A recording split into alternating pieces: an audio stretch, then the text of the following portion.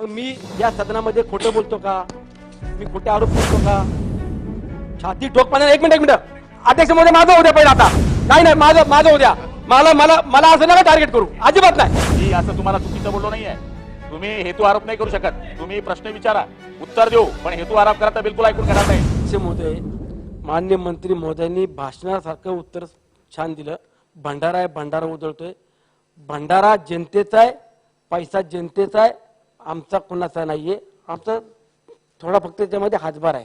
माझं सांगायचं एवढाच उद्देश आहे मंत्री महोदयांना, मी हे जे काही फोटो आणलेत हे प्रत्येक गावने आणलेले आहेत. हे पाईपाची कामाची परिस्थिती आहे. मग मी या सदनामध्ये खोटं बोलतो का?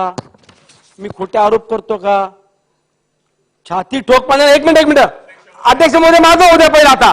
नाही माझं होऊ द्या. मला असं नका टार्गेट करू, अजिबात नाही. माझं म्हणणं एवढंच आहे. अध्यक्ष महोदय हेतू आरोप ऐकणारे मी पुलत बोललो की सभासदाची माहिती विधानसभेत मी सत्य मानतो. हे सगळे सभासद ऐकतायत. मी असं तुम्हाला चुकीचं बोललो नाहीये. तुम्ही हेतू आरोप नाही करू शकत. तुम्ही प्रश्न विचारा, उत्तर देऊ, पण हेतू आरोप करा तर बिलकुल ऐकून घेणार नाही. हो बोला अध्यक्ष महोदय, जर समजा मी सभागृहामध्ये प्रश्न विचारतोय, शेळकेजी आपण पॉइंटेड प्रश्न विचारा. प्रश्न विचारा.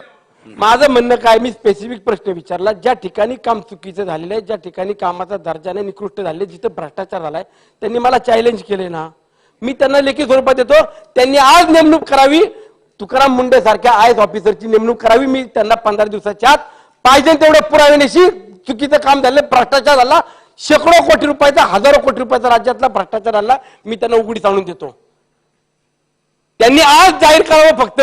तुकाराम मुंडे सारखा आय एस अधिकारी आम्ही या समितीवरती थर्ड पार्टी ऑडिट करता नेमणूक करतो, त्यांना आमची पूर्णपणे संमती असेल. माझा उद्देश एवढा. अध्यक्ष महोदय एक मिनिट, अध्यक्ष महोदय एक मिनिट, अध्यक्ष महोदय माझा स्पेसिफिक प्रश्न जो होता त्यामध्ये माझं एवढंच म्हणणं आहे, ज्या ठिकाणी आम्ही तक्रारी केल्या त्याच्यावरती आपण थर्ड पार्टी ऑडिट करणार का? त्याचं जर करणार असेल तर किती दिवसात करणार? आणि त्याच्यावरती तुकाराम मुंडे सारखा आय एस ऑफिसर नेमणार का? ऑलरेडी मी पहिले सांगितलंय की थर्ड पार्टी ऑडिट या ठिकाणी केल्याशिवाय मी बिलच देत नाही. माझ्याकडे थर्ड पार्टी केल्याचे रिपोर्ट आहे. हे काय चुकीचे आहेत का? हे चुकीचं म्हणत असाल तर मग टीपीआयचा अर्थच होतो काय? मूळ थर्ड पार्टी ऑडिटची रिपोर्ट हे माझ्या हातात आहे, मी त्यांना द्यायला तयार आहे.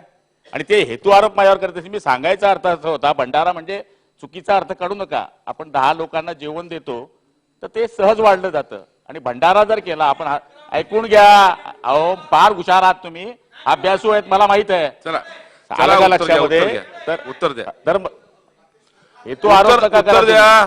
हेतू आरोप कराल तर बिलकुल ऐकून नाही घेणार. शेळकेजी फक्त आपण उत्तर घ्या. तर मूळ टीपीआय केल्याशिवाय आपण या ठिकाणी बिलच अदा करत नाही.